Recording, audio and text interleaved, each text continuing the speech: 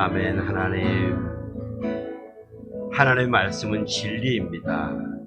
믿는 자에게 능치 못함이 없다 하신 하나님의 말씀은 진리입니다.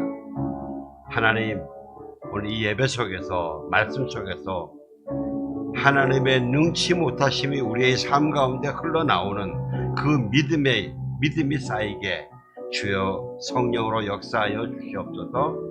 예수님 이름으로 기도합니다. 아멘. 오늘 하나님께서 우리 주시는 말씀은요, 누가복음 24장 36절에서 53절까지 좀 본문이 깁니다. 좀 인내해 주시고 한 절씩 봉독하겠습니다. 그들이 아직 이런 이야기를 하고 있을 때 예수께서 바로 그들 사이에 나타나셔서 말씀하셨습니다. 너희에게 평화가 있으라. 그들은 유령을 본 줄 알고 놀라며 무서워했습니다. 예수께서 그들에게 말씀하셨습니다. 어째서 두려워하며 마음에 의심이 일어나느냐. 내 손과 내 발을 보라. 바로 나다. 나를 만져보고 쳐다보라. 유령은 살과 뼈가 있다. 그러나 예수께서는 이렇게 말씀하시고 그 손과 발을 보여주셨습니다. 그들은 너무 기쁘고 놀라워 오히려 믿기지 않았습니다. 그때 예수께서 그들에게 물으셨습니다. 여기에 먹을 것이 좀 있느냐? 그들은 구운 생선 한 토막을 갖다 드렸습니다. 그러자 예수께서는 그들 앞에서 생선을 갖다 잡수셨습니다. 예수께서 그들에게 말씀하셨습니다. 내가 전에 너희와 함께 있을 때에 모세의 율법과 예언서와 시편에서 나에 대해 기록된 모든 일이 마땅히 이루어져야 한다고 너에게 말한 것이 바로 이것이다. 그리고 예수께서 그들의 마음을 열어 성경을 깨닫게 해주셨습니다. 예수께서 그들에게 말씀하셨습니다. 이렇게 기록되어 있다. 그리스도께서 고난을 겪고 3일째 되는 날 죽은 사람들 가운데서 살아날 것이며 또 예루살렘으로부터 시작해 모든 민족에게 그의 이름으로 죄 용서를 받게 하는 너희는 이 일들의 증인이다. 보라, 내가 내 아버지께 약속하신 것을 너희에게 보낸다. 그러므로 너희는 위로부터 오는 능력을 입을 때까지 예루살렘에 머물러 있으라. 예수께서 제자들을 이끌고 베다니 앞에까지 가시더니 거기서 두 손을 들고 그들에게 복을 주셨습니다. 예수께서는 제자들에게 복을 주시는 중에 그들을 떠나 하늘로 들러 올라가셨습니다. 52절, 53절 같이 봉독합니다. 그러자 그들은 예수께 경배하며 기쁨에 넘쳐 예루살렘으로 돌아가 하나님을 찬양하면서 계속 성전에 있었습니다. 아멘. 네. 오늘 부활잔치. 혹시 제가 여러분들에게 오늘 설교 시작할 때 서로 인사합시다. 예수님 부활하셨습니다 하고 서로 인사를 하면은 혹시 지난주에 부활절 지났는데 목사님 잊어먹었나? 그렇게 생각드실 분 있으세요? 없어요. 할렐루야. 우리가 원래 주일 예배는 썬데이 일요일이 아니고 주님이 부활하신다는 기념해서 예배 드리는 거거든요. 그래서 예수님 부활하셨습니다 하는 그래서 우리 주일 예배는 부활잔치가 돼야 됩니다. 부활잔치. 지난주 부활주일에 이 잔치가 있었어요. 각 교회 잔치가 있었는데 특별히 광화문에서 부활절 잔치 행사가 있었는데 거기서 충돌이 일어났어요. 싸움이 일어났는데 세상 사람들은 그걸 보고 난장판이다. 무슨 기독교가 이러냐 이러면서 비난을 했을 것이고, 근데 저는 그 기사를 읽으면서 영적 싸움 한번 호되게 했네. 그렇게 생각을 합니다. 이 광화문에 그 정광훈 목사님 중심으로 모이는 애국시민 모임이 있고, 그 다음에 한국교회연합회, NCCK나 이런 소위 정통교단이라면서 WCC랑 모인 이 단체들이 아마 부활절에 처음 한번 행진을 한다고 그러면서 왔어요. 그런데 그 한교총의 그 퍼레이드 행렬이 애국시민단체 가까이 오니까 이분들이 막 분노하면서 마귀들과 싸울지라. 그러니까 죄악봇에서 막 대적하면서 이 사단아 물러가라고 그러고 막 소리를 지른 거예요. 그걸 이제 마이크들이 되고. 그러니까 한교총은 그래요. 예수님의 십자가 정신은 연합과 일치를 이루는 건데, 그런데, 그래서 우리가 하는 건데, 왜 너희들 그러냐. 근데 애국 시민은 또 이래요. 거기서는 발표를 못 합니다. 야, 너희들이 동성애도 차별금지법도 너희들 찬성하면서, 너희가 정통교단이라 대표라 그러면은, 이걸 한번, 너희들이 신문 기사에 한번 냈으면은, 왜냐면 정치인들은 숫자를 보고도 겁먹거든요. 진리를 보고 겁먹는 게 아니고. 너희들이 진짜 기독교인들이면은 이 동성애 차별금지법에서 한번 성경적으로 반박 성명을 냈으면은 정치인들이 겁을 먹는단 말이죠. 너희들 한마디도 안 했잖냐. 그리고 너희들은 평화와 사랑 운운하면서 뭐죠? 이제 휴전협정 없애버리고 평화조약 맺어서 미군 철수시키자. 그러면서 공산주의하고 타협, 그게 전부 다 보면 지금 북한의 김정은이, 중국의 공산주의가 하는 이야기들이거든요. 그거 이야기요. 그 공산주의 김일성이가 2년 만에, 자기가 집권하고 2년 만에 북한에 있던 2,800개의 교회를 다 없애버렸거든요. 그렇게 교회를 다 탄압하는 그 세력들하고 같이 하자니, 니네들이 무슨 부활을 운운할 자격이 있냐. 니네들하고 어떻게 연합하느냐. 이런 마음에서 했거든요. 그러니까 그렇게 외치는 그들의 속마음은 모르고 그냥 밖에서 듣는 사람들은 야, 이게 뭐 교회가 왜 이러냐 이러면서 모르는 사람들 그러는 거죠. 그래서 그런 너희들과 어떻게 연합하냐, 이 사탄의 앞잡이들아 그래요. 예, 예수님의 십자가는 연합입니다. 일치입니다. 그런데 거짓과 악과 일치하는 거 아닙니다. 연합하는 거 아닙니다.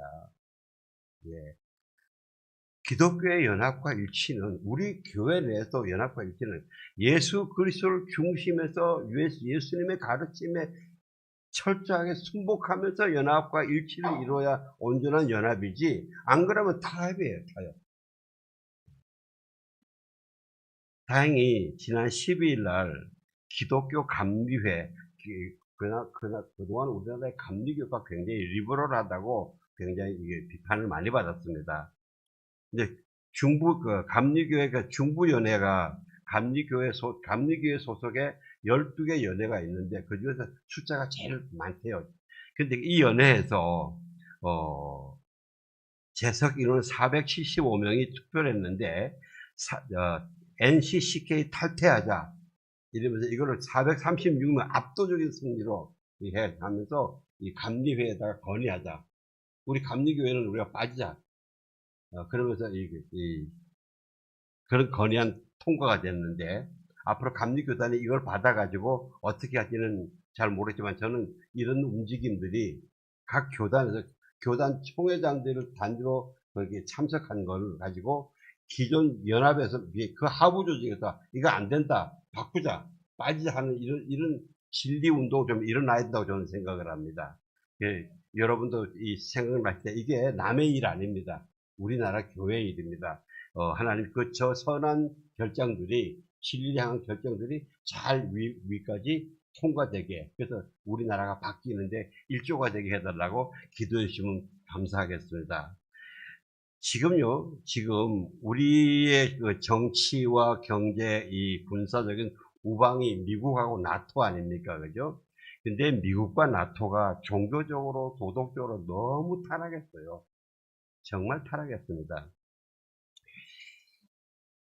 대표적인 사례 하나가 지금 새로운 미국 대사 있잖아요. 그 대사가 온 지 얼마 안 돼서 이 서울시청 앞에서 동성애자 퀴어 축제에 가서 그 인사말하고 그래요. 자기도 동성애자다 이거죠. 이게 정신 나간 짓이에요, 이게 지금. 미국이 지금 그만큼 썩었어요, 지금. 그러다 보니까 우리 사회의 종중 이 공산주의자들이요, 이걸 막 비웃어요. 비웃고 막 사람들에게 이 거짓 선동을 하는데, 미국은 타락했다. 미국은 망하고 말 것이다. 그대 중국은 뜬다. 중국은 뜬다. 중국의 숫자도 많고 해서 사람도 많으니까 무역 경제 규모도 크다. 사실 우리가 그동안에 중국과의 경제 속에서 우리 돈 많이 벌었거든요. 그러니까 우리는 중국하고 팀을 맞이해야 된다. 그러면서 유럽의 북구라파, 스웨덴 이런데 사회주의는 참 잘 세워졌어요. 사회가 복지국가로. 그 사회주의라고 다 나쁜 게 아니다. 이런 걸 봐라. 이러면서 이 사람들을 미혹을 시키고 있는데 여러분 절대 거기에 미혹되지 마시기 바랍니다. 북구라파의 스웨덴, 노르웨이, 핀란드의 그 사회주의는 지금 이 중국과 소련과 북한으로 해야 되는 이 공산주의와는 전혀 다릅니다. 전혀 달라요. 지금 우리가 대체는 공산주의는 막스 레닌과 그 다음에 스탈린, 그 다음에 모택동이 얘들이 중심축이 돼서 나온 거예요. 달라요. 너무 달라요. 얘들은요, 이 공산주의는요, 국민을 사람 취급하지 않습니다. 지금 마치 북한이 평양에 있는 자기 편들만 자기 편으로 생각하고 나머지 사람들은 굶어 죽든 말든 관계 안 하잖아요. 사람으로 취급 안 해요. 그냥 사람을 그냥 이 노동의 도구로만 생각해요. 노동의 도구로. 자기네들이 이 공산당 당에 자기들의 권력을 유지를 위해서는요, 얼마든지 무슨 짓도 못할 게 없는 그런 사람들이에요. 대표적인 예로 스탈린이 공산주의를 세우면서 얼마나 죽였는가 하면요, 5천만 명을 죽였어요. 모택동은 공산주의를 세우면서 7천만 명을 죽였어요. 그리고 스탈린이 지금 우크라이나하고 우크라이나의 100년 전 홀로도모르라는 그게 있는데, 우크라이나가 원래 굉장히 유럽의 곡물 생산지예요. 그런데 거기에서 자기들이 먹을 소련이 자기들 먹을 곡식을 빼앗아가고, 그리고 무력으로 빼앗아가고, 우크라이나 정작 거기서 300만 명이 굶어 죽었던 사건입니다. 그런 공산주의가 그렇게 잔인해요. 지금 우리가 북한 봐도 알잖아요, 그죠? 이 극악무도해요, 아주. 우리는 정말 남한을 자유민주국가로 세워준 하나님께 정말 감사해야 됩니다. 저는 여러분들이 이 책을 한 번씩 좀 읽어보시면 참 좋겠는데, 이게 뭐냐면요, 하나님의 기적 대한민국 건국이라 그러면서 하나님이 이승만 대통령을 세우면서 이승만 대통령이 이 독립운동을 하면서 나라 건국할 때 이 책 원래 전승찬 집사님 우리들이 주신 거예요. 근데 정말 하나님께서 우리나라를 대한민국을 자유민주주의 국가로 세우기 위해서 하나님의 사람들을 준비시켜 주시고 그 곳곳에서 순간순간에 하나님이 정말 절묘한 방법으로 도와주신 걸 보면요, 정말 눈물 아니면 못. 제가 빌려드릴게요. 어제 2권입니다. 2권요. 제가 줄을 많이 쳐놨는데 그 관계 없으면 꼭 빌려서 읽으시기 바랍니다. 그래요. 지금도요, 우리가 굉장한 거대한 영적 싸움에 있습니다. 여러분이 그냥 단순히 먹고 사는 싸움 아닙니다. 굉장한 영적 싸움입니다.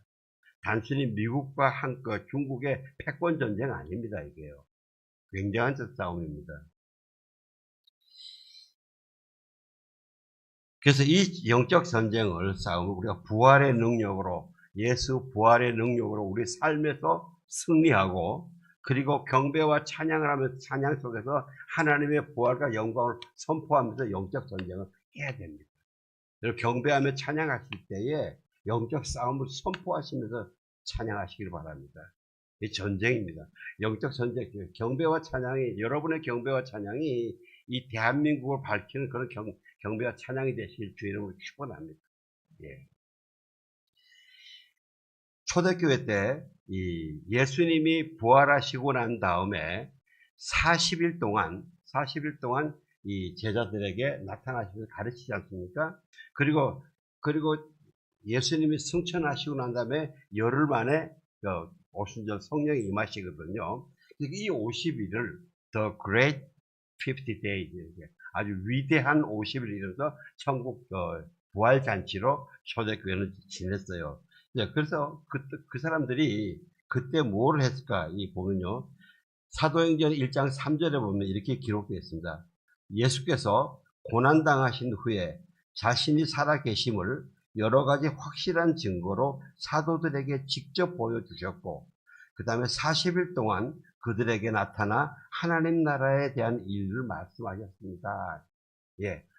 그 40일 동안 수시로 주님이 나타나신 거예요. 제자들 여러 모임에 오셔서 예수님이 직접 정말 육신으로 살아 계시다는 것을 보여주셨어요.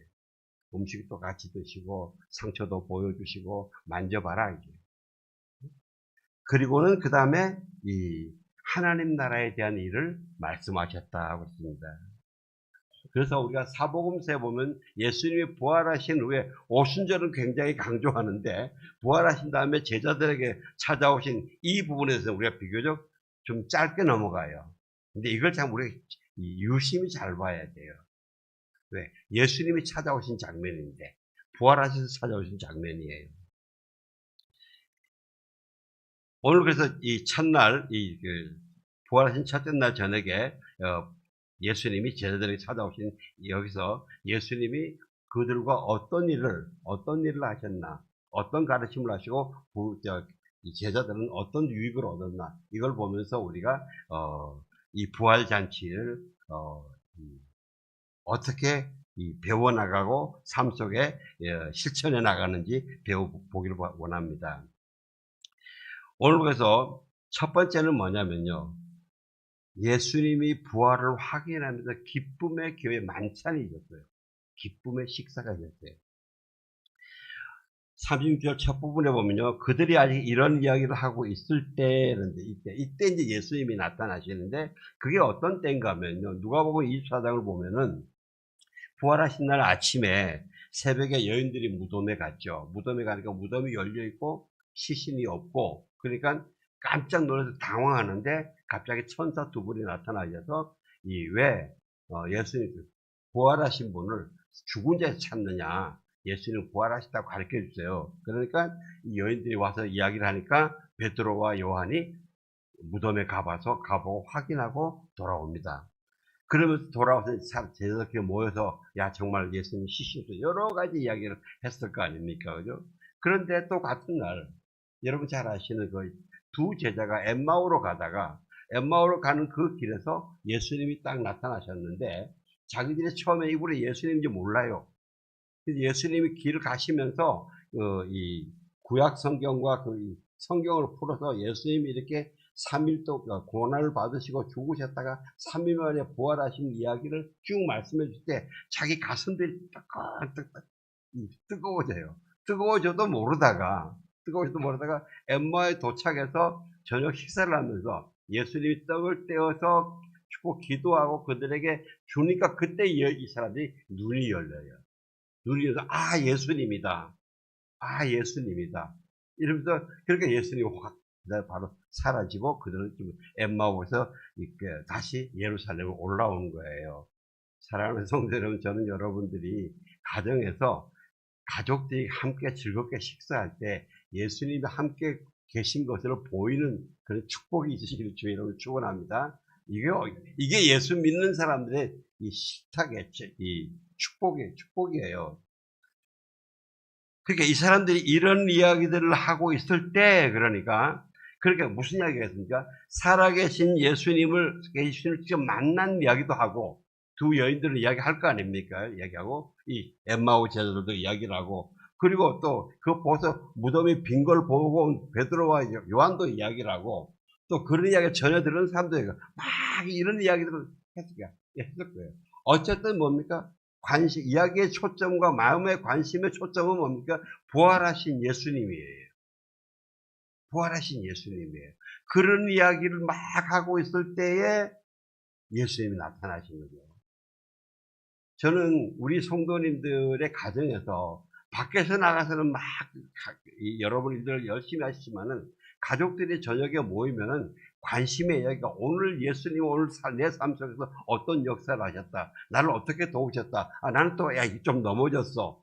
이런 예수님을 향한 이 관심이 이 대화가 관심이 되시기를 주의 이름으로 축원합니다. 예? 거기에 예수님 오셔요.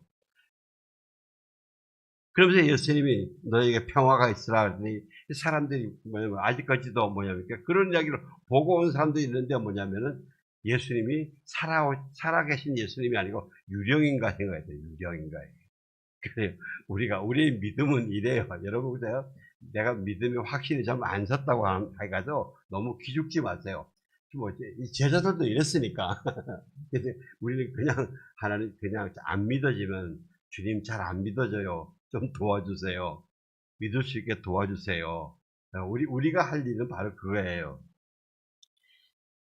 그래서 예수님이 그래요. 왜 두려워하느냐? 왜 마음에 의심하느냐? 내 손과 내 발을 만져봐라. 아마 지금 우리에게 오셔서 내 손, 내 발 만져봐라. 이건 안 하시겠지만은 아마 성령님의 아주 독특한 은혜로 확인시켜 주십니다. 유령은 살과 뼈가 없다. 그러나 너희가 보다시피 나는 있지 않느냐? 이렇게 말씀하셔서 손과 발을 내밀어 보여요. 그랬더니 41절에 그들은 너무 기뻐서 놀라워서 오히려 믿기지 않았다 그랬어요. 여러분 기적이 너무 크면은 안 믿어져요. 안 그래요? 어떤 분이 그러더라고요. 사랑이 너무 크면 사랑이 좀 조그마면 금방금방 보이고 알아지는데 사랑이 너무 크면 사랑이 안 보인대요. 저는 여러분들 부부 사이에 사랑이 안 보여도 사랑이 워낙 커서 그렇구나 이렇게 해석하시기를 주의 이름으로 축원합니다. 이거 별로 아멘 다 안 하시는데 이건 진짜예요. 나는 상대편이 당신 참 나를 사랑하시는구나 그렇게 이야기를 하면 아직 내 사랑이 작구나 내 사랑이 충분하구나 이러지 마시고 내 사랑이 아직 작구나 이렇게 이런 가정들이 되시기를 주의 이름으로 축원합니다. 자녀들이 아버지 엄마한테 아까 제가 동욱이 보고 이야기를 했는데 동욱이 지금은 저렇게 귀엽잖아요, 그죠? 이제 크면 또 지 잘났다고 그럴 거란 말이죠. 그래도 지금 어릴 때요 재롱 떠는 게 이게 얼마나 귀여워요, 그죠? 오늘 보니까 우리 식구들 다 이렇게 한번 만져주시더라고요. 그 사랑이 자녀들이 부모한테 반항하는 것 중에 하나가 뭐냐면 부모의 사랑이 얼마나 큰지 자기 인식 체계를 아직 모르는 거예요. 몰라서 그렇게 많이 있거든요. 그러니까 그러면서 내리사랑이라고 그러는 거 아닙니까? 그죠? 우리도 예수님의 사랑이 그래요. 너무 기쁘고 너무 놀라워서 오히려 믿기지 않았습니다. 잘 안 믿어지는 게 내가 믿음이 없는 게 아니고 이게 정상이에요. 왜? 그 기적이 너무 큰 것이기 때문에. 그래서 예수님이 생선 한 토막 달라 그랬더니 그걸 드세요. 저는 이 부분을 묵상하면서 너무 참 기뻤어요. 야, 천국 가서 밥을 먹는구나. 식도락이 있구나. 제가 지난주에 어느 장로님 이 생신잔치에 우리 초대돼서 가서 음식을 막 주시는데 제가 이제 당이 발견되니까 먹지 못하는 음식들이 꽤 있잖아요. 그 장로님이 목사님 이거 드세요. 이거 못 먹습니다. 이거 못 먹습니다. 못 먹는 게 하도 많다 보니까 너무 여러분 지금 젊었을 때 별로 가리지 않고 음식 마음껏 드실 수 있는 거 행복한 겁니다. 이거 하나님께 감사하면서 정말 즐겁게 드셔야 돼요. 제가 천국 가서 먹는 게 없다면 먹는 것도 얼마나 재미예요, 그죠? 거기는 뭐 당 때문에 못 먹는다 그런 거 없을 거 아닙니까? 그래서 더 이상 지금 못 먹는 거 천국 가서 마음껏 먹으려고 그럽니다. 이게 식도락 재미가 있어요. 사랑하는 성도 여러분, 저는 여러분의 한 가정에서 식사 자리에 모이잖아요. 이 만나는 걸 같이 식사하면서 즐겁게 만드시길 주의 이름으로 축원합니다. 기쁘게. 대부분 보면요, 식사 자리에서 싸움을 많이 만들어요. 그 아직 훈련이 안 돼서 그러는데, 예? 식사 자리에서, 이거는 뭐, 여러분 보고, 저도 그래요. 지금도 이 식사 자리에서 이야기하다 보면 싸움할 때가 있는데, 식사 자리에서 절대 싸움 만들지 마세요. 왜냐면 하나님이 축복해 주시고, 하나님이 인도하시는 자리거든요. 우리가 다 믿음으로 고백해요. 우리 식탁의 주인은 예수님이라고. 예? 근데 예수님이라고 고백하면서 거기서 냅다 싸워버리면은 그게 뭐예요? 하다못해 우리 할아버지 모시고 식사해도 할아버지 앞에서 입이 조용한데. 그리고 또 한 가지는요, 이 토요일 날 저녁 있지 않습니까? 토요일 날 저녁 식사를 아주 예수님의 최후의 만찬으로 만드시길 주의 이름으로 축원합니다. 왜냐하면 그 다음날이 주일이기 때문에 이 성경적으로 서로 맞아요.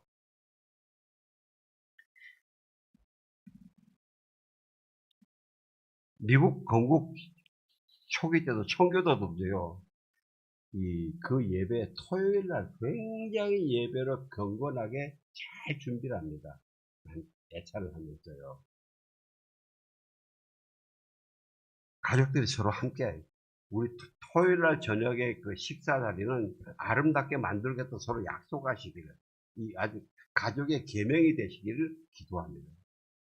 그러면서 한 사람 한 사람이 그 주 중에 내가 예수님과 동행했던, 예수님 나를 도우셨던, 또 내가 또 슬프기도 했던 그런 이야기들을 이 식사 자리에서 다 이야기할 수 있게, 나눌 수 있게. 그래서 기도하세요. 예수님, 2000년 전처럼 오늘 저녁, 이번 토요일날 저 만찬에 주님 오십시오. 육신으로 오시면 더 좋겠습니다. 육신은 아니더라도 방문 안 해주시면 성령으로 확신할 수 있게 해주세요.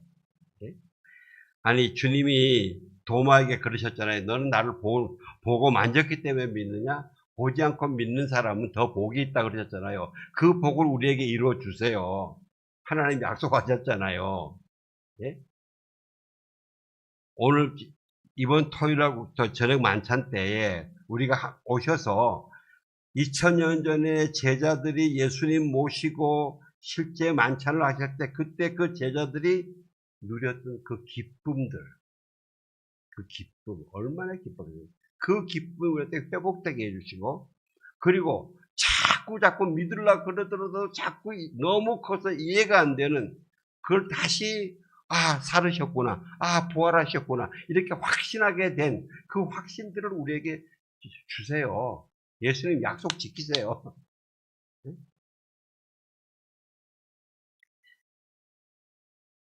그 기쁨과 확신이 오면은 나에게 부활의 능력이 옵니다.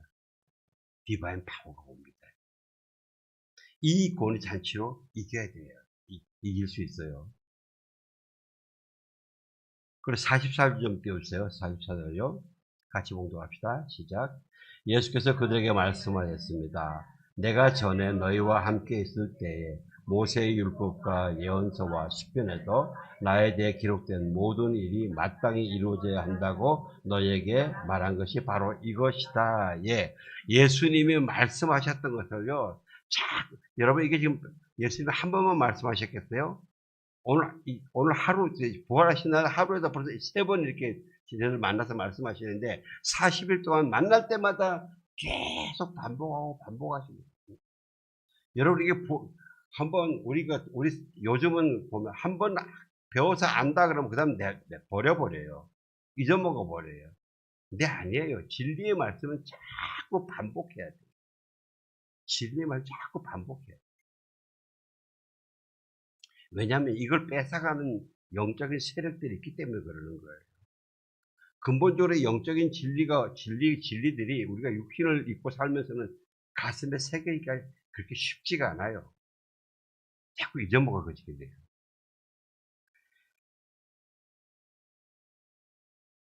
우리가 이 말씀, 부활의 확신과 부활의 능력 속에 살려면은 이 부활의 말씀, 성경의 말씀들을 자꾸 읽고 자꾸 묵상하면서 자꾸 되뇌야 돼요.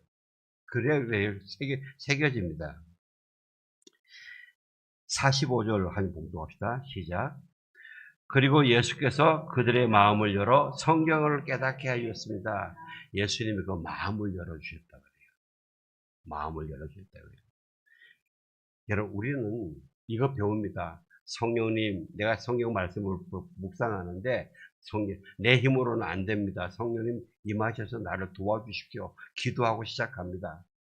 그런데 가만히 하다 보면요, 어느새 내 육신과 내 이성으로 생각하고 있는 걸 아마 많이 발견할 겁니다.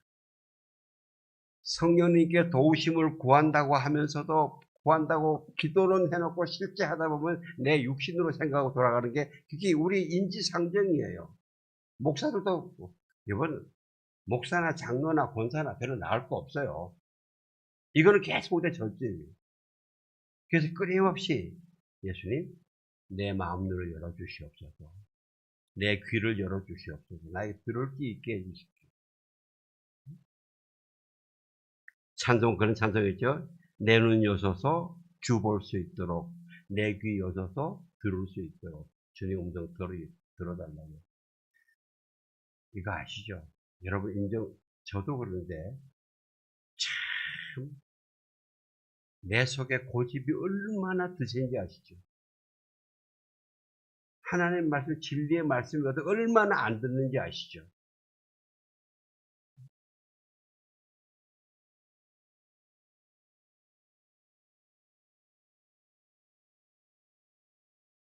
그래서 우리가 말씀을 묵상할 때, 경배하고 찬양할 때 항상 내 마음은 예수님 위해서 열려 있는가?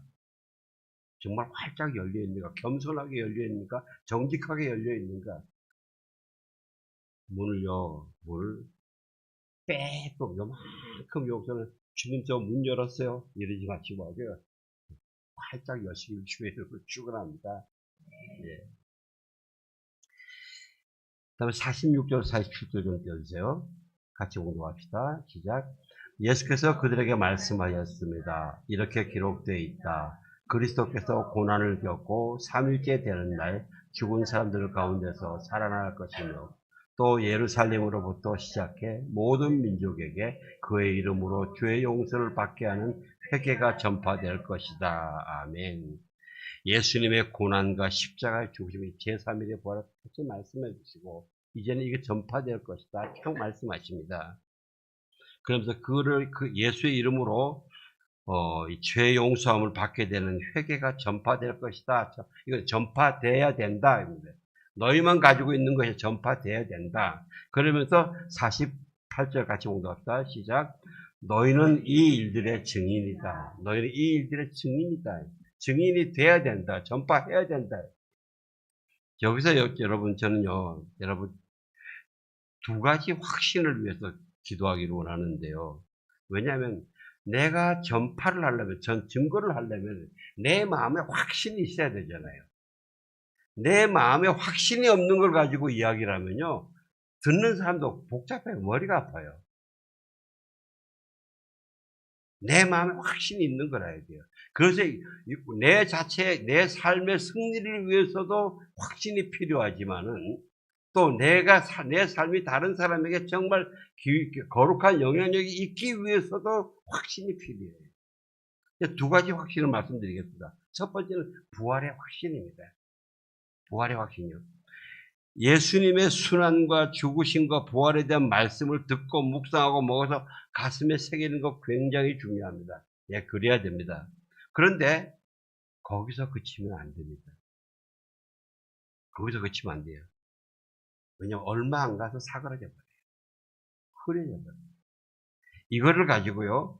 심지어 이거 나중에 한참 있다 보면요. 자기의 영적인 소명, 부활의 기쁨도 잊어버릴 것뿐만 아니라 자기 소명도 내가 왜 사는지도 모르고 그냥 흐지부지 살게 돼요. 우리 세대가 기독교가 욕먹고 있는 게 비난받고 조롱받고 있는 이유가 우리 많은 그리스도인들이 바로 이런 상태에 있기 때문에 그래요.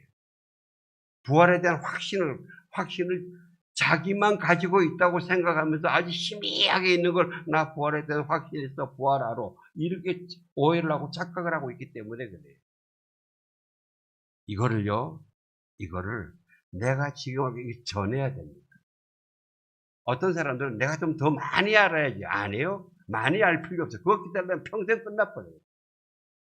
그 부활의 신비는 너무 커서 우리가 평생 알아도 다 몰라요. 내가 지금 알고 있는 거. 또 어떤 사람은 내가 지금 확신이 잘 안 서서 괜찮아요. 내가 확신이 안 되는 요것만 가지고도 지금 부활을 증거하고 전하기 시작해야 돼요. 많은 사람, 너무나 많은 사람들이, 나는 아직 훈련이 안 돼가지고, 나는 아직 뭐 준비가 안 돼가지고, 아직 확신이 안 되네. 아니요. 부활을 부인하지만 않으면은, 네, 예수님 부활하셨습니다. 그거 가지고도 전하기, 증거하기, 증인되기 시작해야 돼요. 그러면은요, 로마서 10장에 사람이 마음으로 믿어 의에 이르고 입으로 고백해 구원에 이른다는 그 진리대로 내가 자꾸 입을 열어서 증거하면은 부활에 대한 지식들이 더 쌓여요. 더 모여져요. 그리고 자꾸 이야기하다 보면요, 내 마음에 나도 모르게 확신이 더 들었어요. 우리 그 학교에서 대표적으로 보면요, 선생님들이 이 강의를 할 때 이 초짜 선생님하고 아주 연륜이 오래되신 분들은 가르침이 달라요. 내용의 깊이가 달라요. 그 확신이 달라요. 여러분, 전도왕이 왜 전도왕이 되는 줄 아세요? 전도하다 보니까 자기에게 더 확신이 쌓이고 성령의 역사가 보이기 때문에 하는 거예요. 그 다음에 두 번째는 회개하고 죄 용서받는, 그러니까 나에게 하나님의 나라와 평강이 임하는 이 맛을 알아요. 이게 확신이 있어야 돼요. 사람들 참 회개하라 그러면 회개 진짜 안 해요. 그냥 I'm sorry 하고 끝내버려요. 그건 회개 아닙니다. I'm sorry 하고 끝나버리면요, 회개의 진정한 예수님과 세례 요한이 그랬잖아요. 회개하라, 천국이 너희 가까이 왔다. 천국이 at the hand. 회개하면 손에 잡힌단 말이에요. 회개하는 것이 바로 천국, 내게 가까이 온 천국을 향해서 손을 여는 거예요. 근데 I'm sorry 끝나면요, 미안하다, 손에 안 잡혀요. 내가 손을 제대로 안 열었거든요. 내가 이러고 뭐 누가 달라고 그럴 수 없잖아요. 주머니 휘치고.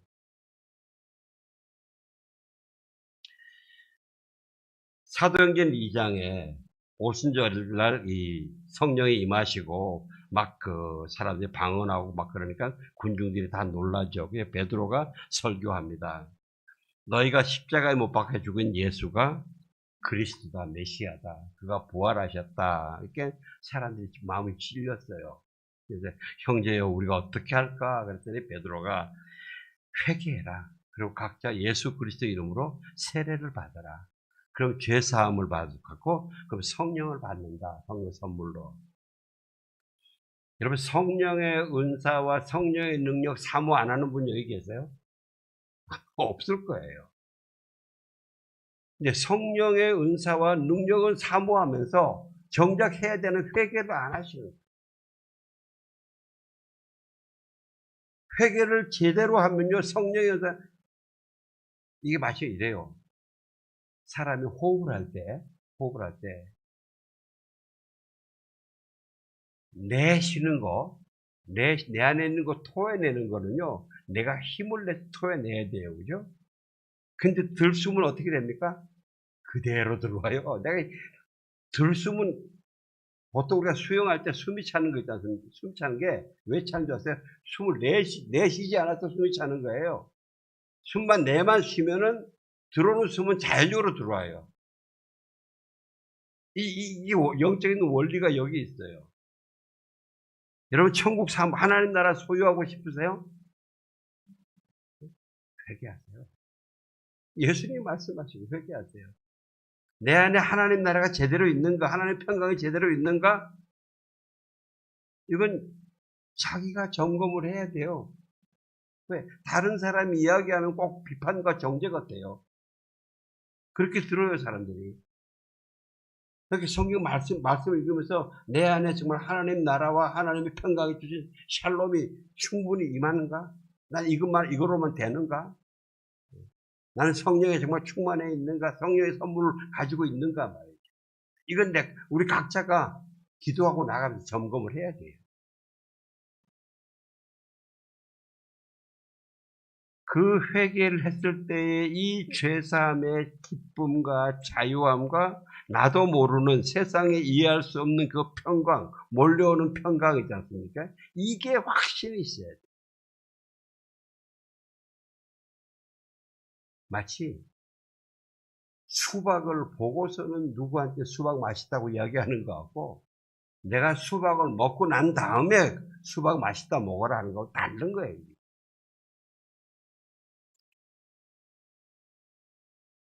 그러한 증인 되시기를 주의 이름으로 축원합니다. 그리고 예수님이 보라, 내 아버지께서 약속하신 걸 너에게 보낸다. 그러므로 너희는 위로부터 내려오는 능력을 입을 때까지 예루살렘에 머물러 있어라. 그러면서 예수님이 복을 내려주세요. 복을 내려주시고 승천하세요. 여러분, 이런 예수님과 함께 있는 이런 잔치가 있으면요, 우리가 아까 처음에 시편 133편 공동했지 않습니까? 그런 하나님이 주시는 복이 거기에 임하는 거예요. 여러분의 가정에 이러한 정말 하나님부터 오는 복이 임하시길 주의 이름으로 축원합니다. 예루살렘 안 떠났어요. 왜냐? 예루살렘은 이때 제자들에게 제일 생명에 위협받는 동네예요. 그런데 안 떠났어요. 예수님 약속을 붙들고 성령의 능력으로 기다려요. 그리고 기쁨에 넘쳐서 찬송하고 성전에 모이고 떡을 떼고 그렇게 하는 겁니다. 사랑하는 성도 여러분, 저는 저와 여러분의 심령 속에서, 가정 속에서, 우리 교회 속에서 이 기쁨과 확신에 찬 모임이 있기를 주님으로 축원합니다. 우리가 같이 주님과 만들어 가야 됩니다. 그리고 거기서 경배와 찬양이 그러한 정말 기쁨과 확신 속에서 나오는 경배와 찬양이 여러분 집에서도 울려 퍼지고 우리 교회 예배에서도 울려 퍼지게 되기를 주의로 축원합니다. 기도하겠습니다. 하나님 감사합니다. 부활하신 주님을 우리가 항상 모시는, 실제적으로 모시는 우리의 그 기쁨과 능력과 확신의 삶이 되게 하여 주옵소서. 예수님